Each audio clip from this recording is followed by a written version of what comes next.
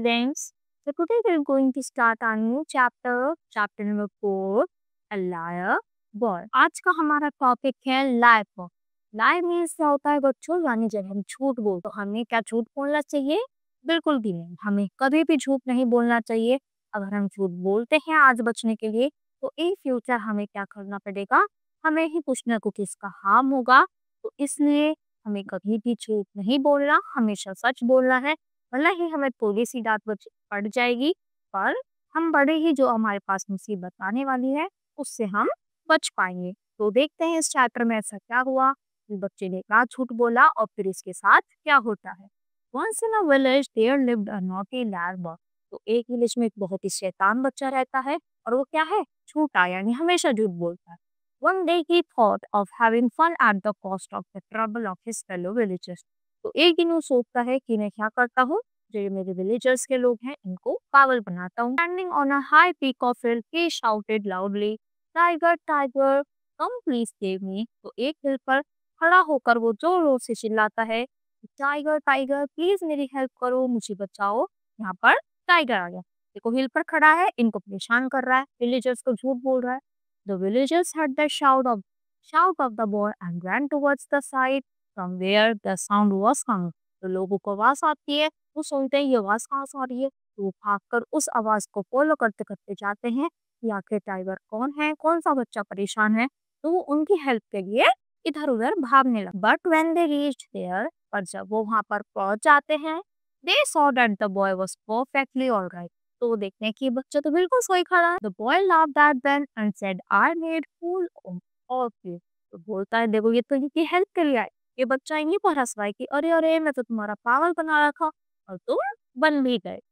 The villagers got highly annoyed and came back with him air of anger. तो इस बात से villagers को बहुत ज्यादा गुस्सा आया, तो वो फिर गुस्से में ही वापस आ गए। Few days later, the boy repeated the same trick. कुछ दिनों बाद जो बच्चा था उसने सेम ट्रिक दोबारा अप्लाई करी। Again the villagers became fool. दोबारा से विलेजर्स पागल बन गए। Now they decided not to fooled by him anymore. और अब विलेजर्स ने डिसाइड कर लिया था कि अब वो और पागल उस बच्चे की बातों में नहीं आएंगे, यानी पागल नहीं बनेंगे, क्योंकि वो हमेशा उनको झूठ बोलता है। वो उसकी हेल्प के लिए जाते हैं, पर वहां पर जाकर देखते हैं तो ना तो कोई टाइगर होता और बच्चा बिल्कुल सेफ खड़ा रहता है। Unfortunately one day a tiger really came there. और एक दिन ऐसा हुआ कि जो टाइगर है वो सच में वहां पर आ गया। Now the boy shouted tiger tiger as loud as he could, but nobody came to help him out. तो अब की बार वो जितना तेज चिल्ला सकता था उसने चिल्लाया कि प्लीज मेरी हेल्प करो।